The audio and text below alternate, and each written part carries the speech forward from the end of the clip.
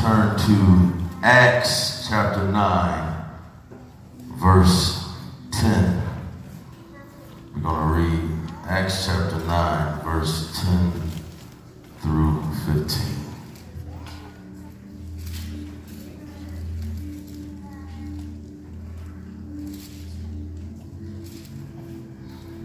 Acts chapter 9, verse 10 through 15. We're going to stay on the topic of relationships. Last week we talked about relationship where sometimes you have a friend that comes see you when you step out of order, and sometimes you need that friend to come back, and out of relationship you listen to them, you hear them, and you're able to walk back and get back in the thing, in the place of God where you're called to be. Relationship, but this week we're going to change it up just a little bit.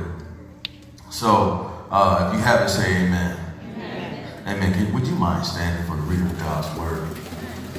I love to be comfortable too, but sometimes it's just good to stand in reverence. So, and it reads as follows.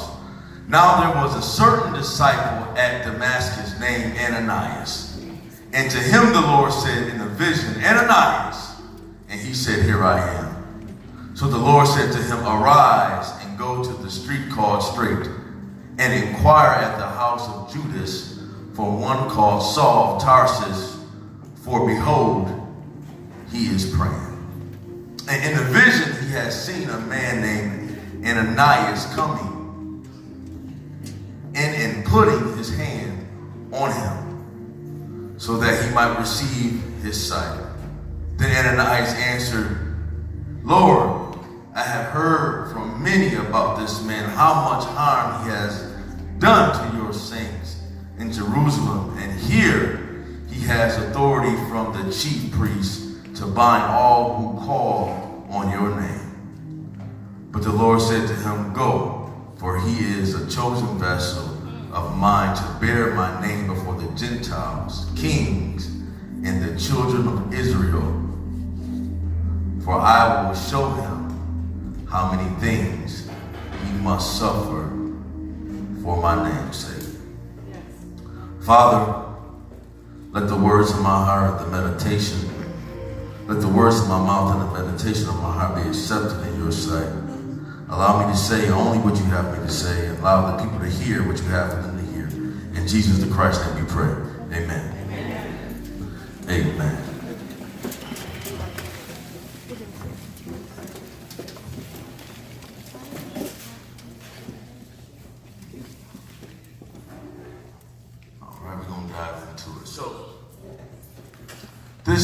Today we want to tap into somewhat of a familiar story. Paul, Saul of Tarsus, talk about how the transition happened in the relationship. Thank you. And which sometimes when you're in relationship with folk, it's easy to talk to people you know. Yeah. It's easy to talk to folks you rock with that know you when you were growing up, but it's difficult to communicate with someone who has harmed someone you love. Yes. Yes. It's very difficult to talk to someone that may have molested a neighbor of yours, or put your brother or sister in jail, or even did you wrong, stole from you. My Lord. It's very difficult to look at them and say, I love you. And God loves you too. Yes. That's a different kind of relationship. Yes. Amen. Today we're going to talk about that relationship as a major life turning point. We're going to a disciple by the name of Ananias, who many may not even know. He was a disciple, a follower of Christ, whose name is not mentioned a whole lot in the Bible. Actually, his name is mentioned twice. They talk about him twice, 2 times in Acts. Acts chapter 9, 10 through 19, and Acts 22, 12 through 16. Ananias, which names means favored by God. Amen. Favored by God. Isn't that something? A man who talks to God, rock with God, and now his name means favored by God. Hallelujah. I would love to have a name that's favored by God. But, my mama gave me arrogant. That's what we. But now, Saul, he was his Jewish name is Saul of Tarsus. Born in Tarsus. Tarsus was a major city, a place like New York, LA, that's where everything was happening in that city. That's where he's from. And he grew up something like a Pharisee for the most part. He believed in the law, 10 commandments God gave Moses, but all the Jesus talked about him being the Messiah and the King, the Son of God, he really didn't get down with that. He felt like he was a blasphemer. And those that followed him were in the same boat. So he set out to do harm to believers. Now understand, he's doing harm to believers 2 years after the resurrection of Christ. This is happening. So he's hating on the church in its infant stage. Come on now. In its infant stage, the church really can't fight back. It's a baby. And you have a guy that's coming who has orders from the chief priest to do God's people, the followers of Jesus, harm. Yes. A baby. Could you imagine a little baby, 2 years old, can't defend for themselves, can't defend for themselves, and you coming up, you slapping them around, telling them, I'm going to kill you and put you in prison because you call your mother mommy. And you call your daddy, daddy. Ha ha. I want you to see this. Yes. Saul was that man. Saul was so dangerous that although they were infants in Christ, they ran. Where's Jesus? He loved us. Yes, my Lord. Sometimes I can relate to the infant in Christ. Sometimes things get really hard. You wonder, where's Jesus? He loved me. I'm going somewhere with this. Yes. He beat them, he persecuted them for what they believed. And as we know, he was on the road to Damascus, leaving Jerusalem, the holy city, and he had an encounter. Yes. He had an encounter as he's leading his disciples. He had an encounter with Jesus. Amen. He had an encounter with Jesus. Going to do harm to Jesus' followers. Boldly walking, boldly going after what he believed in. Boldly. No hesitation. He got the word from the man that he can do this to believers that did him no harm. Bullying just didn't start, a few years back. It's been. Come on now. You know what I mean? Yeah. It's been here. So, as I don't want to make this about Saul, but I want you to understand his boldness, how courageous he was. Then you have a man, a disciple by the name of Ananias. Ananias, who knows God, talks to God, knows his voice. When Jesus said, Ananias, he said, I am here. So he knows the voice of God. But God asked him to do something. He said, I need you to go see and lay hands on Saul.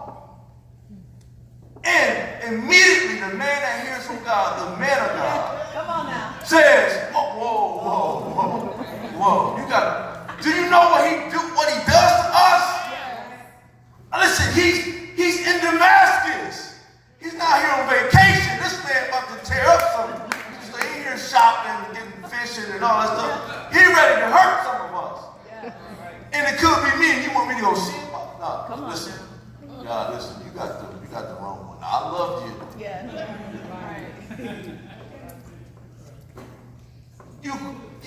He's questioning God, who just spoke to him. How is it that man gets a word from man and goes hard after what he believes? But a disciple, a believer, gets word from God and he's nervous, he's hesitant.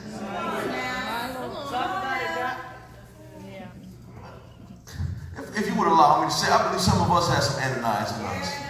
Oh, yeah. You know, we get the word from my boss on our job, you're getting a raise, promotion, you're a manager now, we walking in proud, new tie and all that, my swag is on.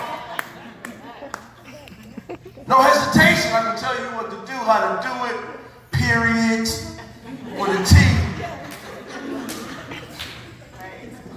But let God tell you to do something. Let God tell you, go to your boss and tell him that, you know, I had to leave this job because I had to start my own company. God is Duke Power ain't playing no games.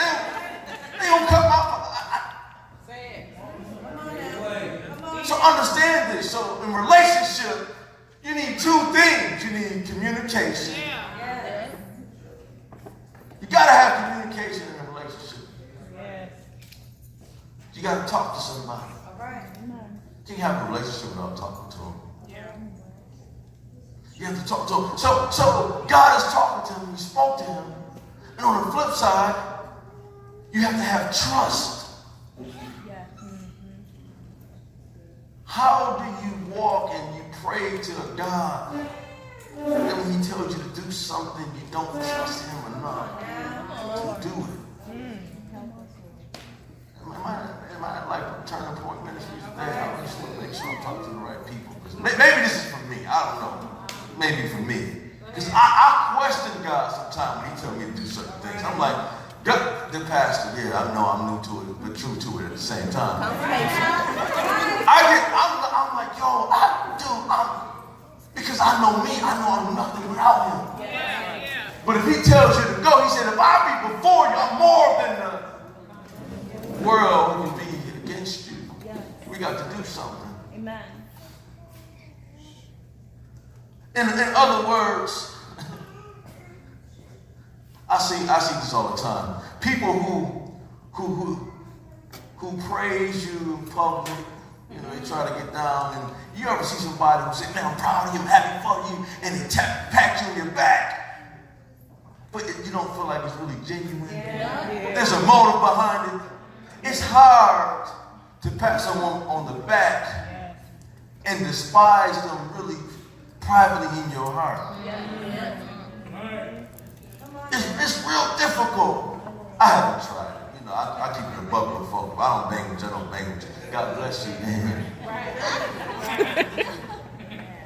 I had to love you, not like you.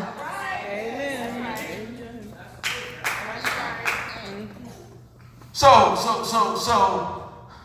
Ananias is trouble on one end, and then you have Saul on the next end, who's now coming in contact with Jesus.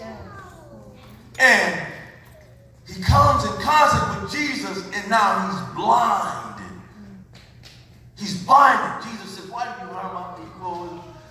He takes his eyesight away. And now he started off leading people, his disciples, to do harm to God's people. And now he has to be led to Damascus. But it's interesting. Let me read this quick verse back to you. So it says that they led him. So the Lord said to him, arise and go to a street called Straight.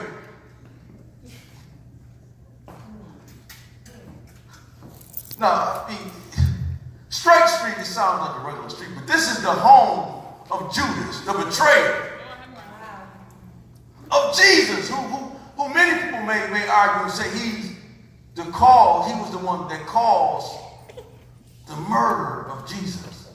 Straight Street. I don't know about you, but where I grew up back, I don't want to be around no snitches, no rats, because they told me growing up, yo, snitches get stitches.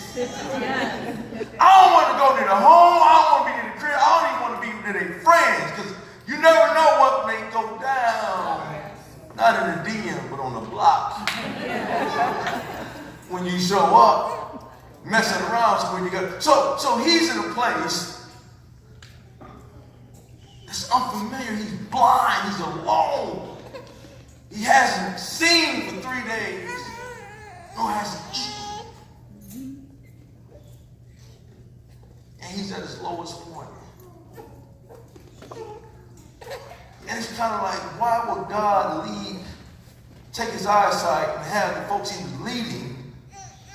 lead him to where the man that betrayed him stayed once upon a time? God leads, he has such a sense of humor. God will lead you to a place that someone hurt you. Come on now. Lead someone else there where you were hurt to heal them. He does. It's kind of, it messes with your psyche a little bit, honestly. So you're going to bring me to a place called straight where this guy Judas lived his home to save me.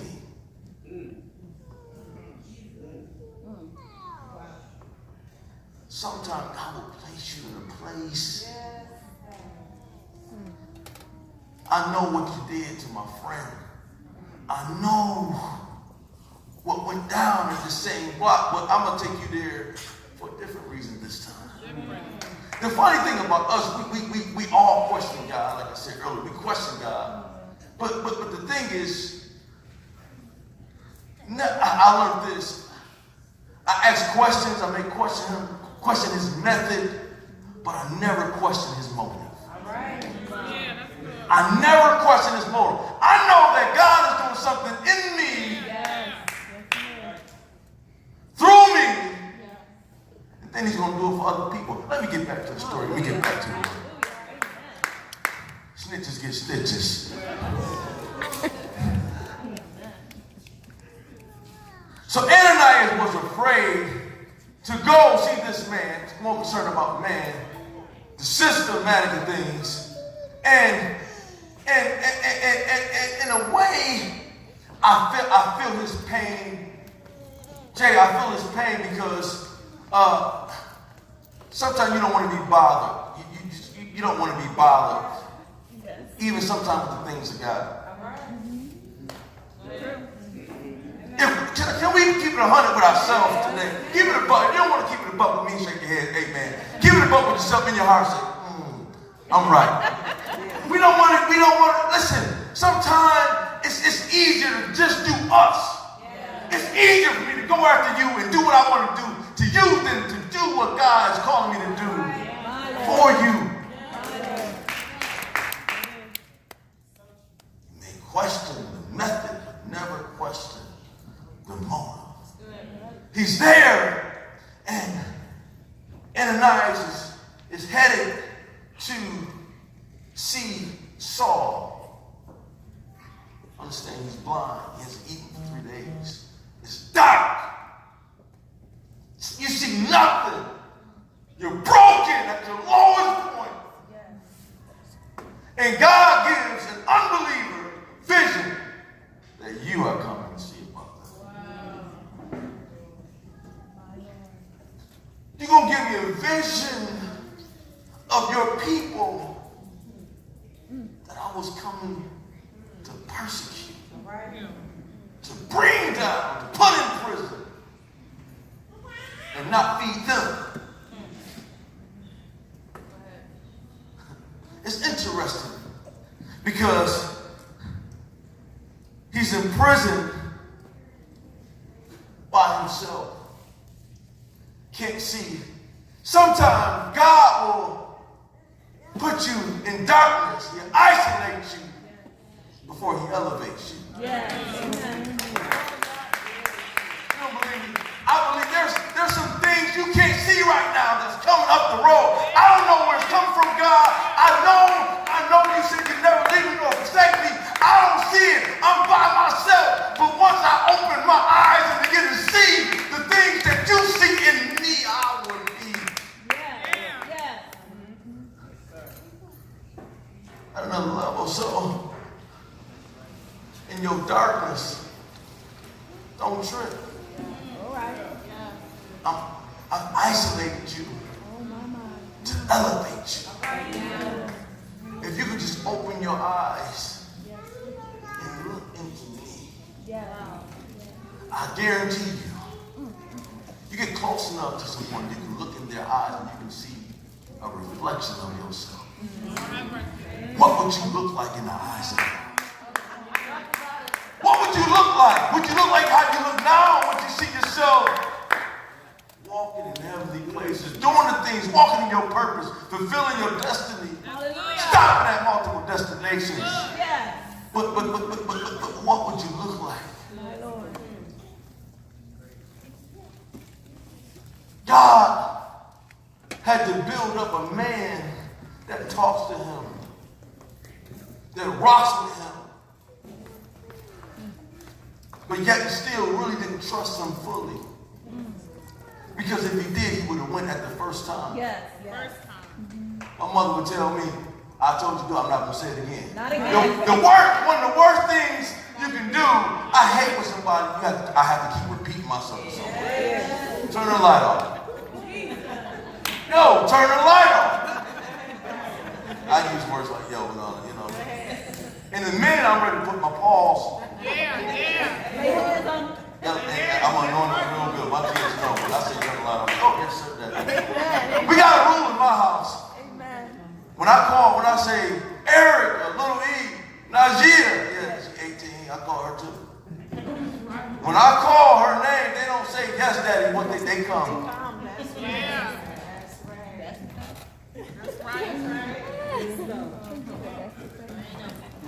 We are God's children. The same reverence my children have for me, we should have for him. You shouldn't have to keep telling, oh, go, Simon, I got this for you, go. And you're sitting there for God, but there's giants in the land. He said, if I'll be before you.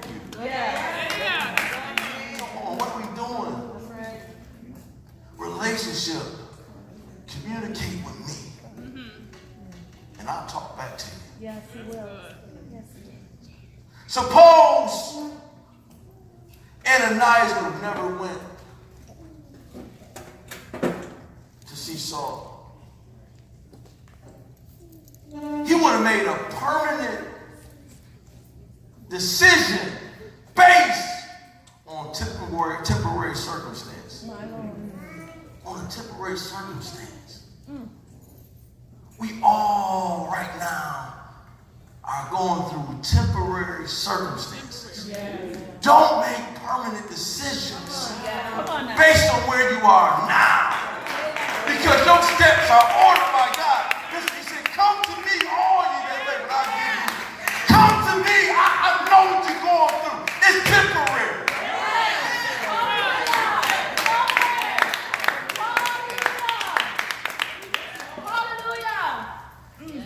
Thank you, Lord. Hallelujah. In my closing, I'm an NFL fan. I know we shouldn't watch it. They say don't watch it. I do. I pay the Hulu bill. We don't have cable. We got Hulu. That's my sister. The next year was on it. I said, why are we paying $250 for cable? That's Hulu is my friend. You get live news. I watch what's happening in Buffalo and Toronto. Apostle, you got to check it out. You got to save some money. Or you can switch to State Farm and really save some money. But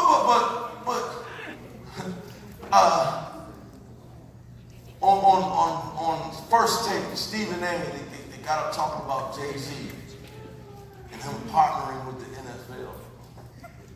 After, and I remember in the whole story on I think the album 8, he said the NFL needs me more than I need them. Come on.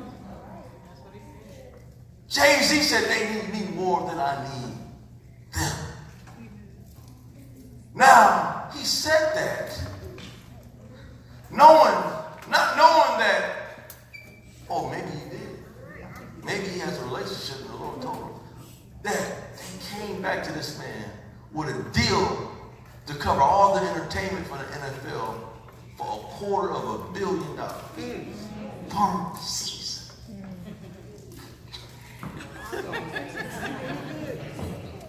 a mighty God we serve, right?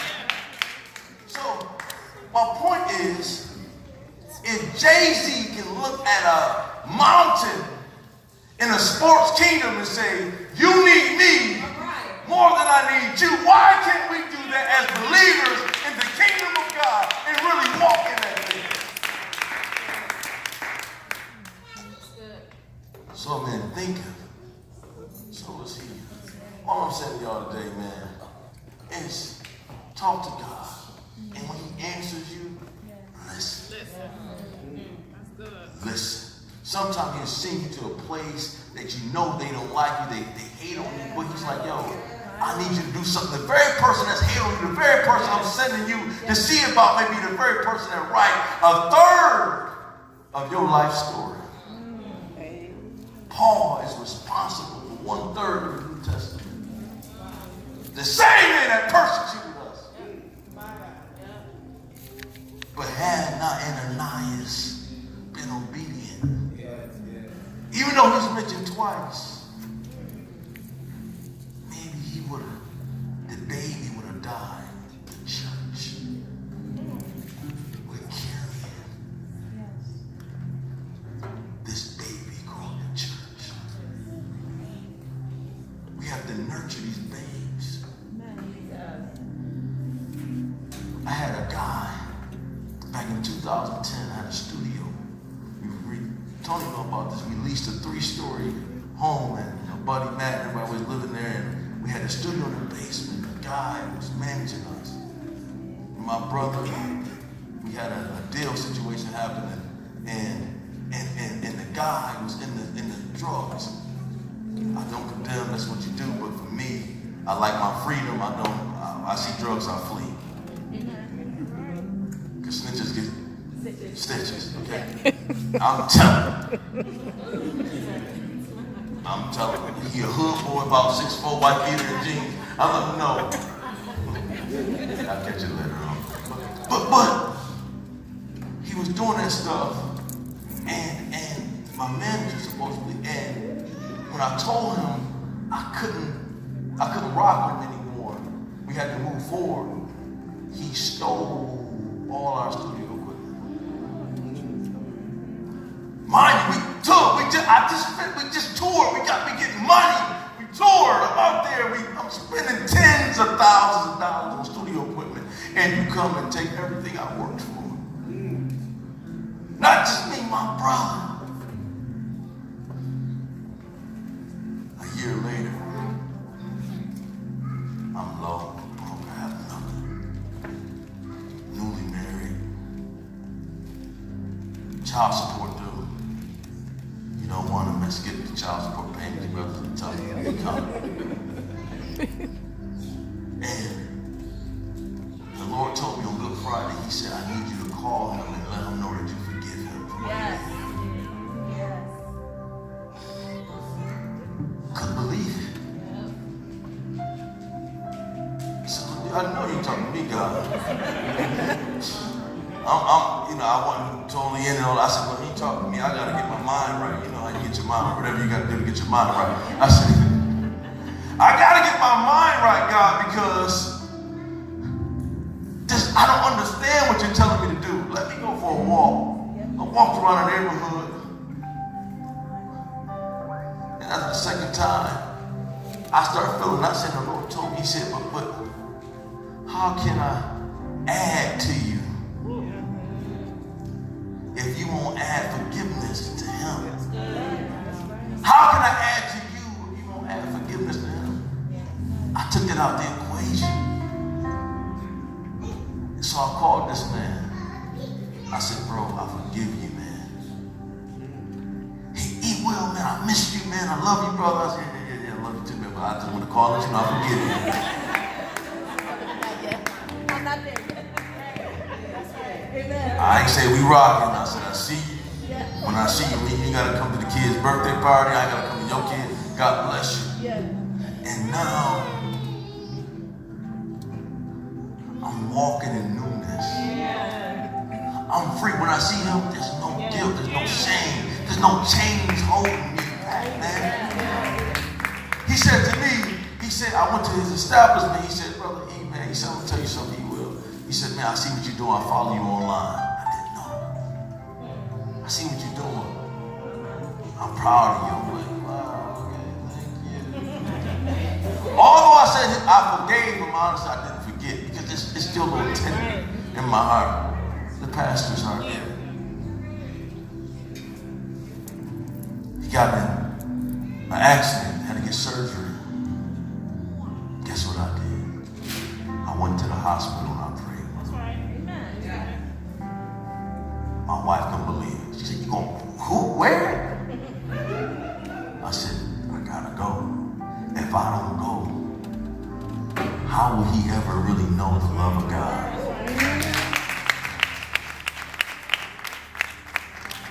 The word of God for the people of God. Blessed be to God. What's that?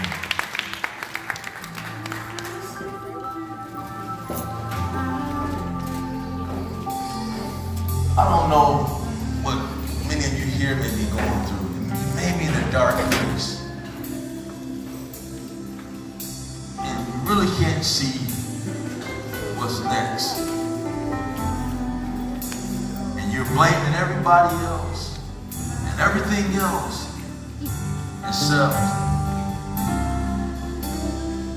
God. It's God that allows it to happen. It was God that allowed me to enter into my dark place. But it was God that brought me out. And the same God that brought me out is the same God that can and will and that's going to bring you out. Look at it through a different lens. You're isolated because you're getting ready to be elevated. Don't sweat the small stuff. In your relationship, it's cool to go back to folks, to a place where you were hurt. I've done a lot of wrong. Before I walked in what I'm walking in now, I had a list of people I had to call and repent to. I didn't want them to hear about me starting a church and I sowed so many bad seeds. I gotta get this together. Where God is taking you, he said, man, I'm gonna use you. Yeah, they're gonna talk about you. Yeah, they're supposed to. Because they don't understand when God said I do a new thing. They don't understand what a new thing looks like. Because you're looking at it. And you're discombobulated. What is that? I don't know. In order for God to do a new thing, it's going to look forward. But you have to do something new. You have to forgive you and forgive that person. Normally I'll call you up for prayer. But what I want you to do is grab your neighbor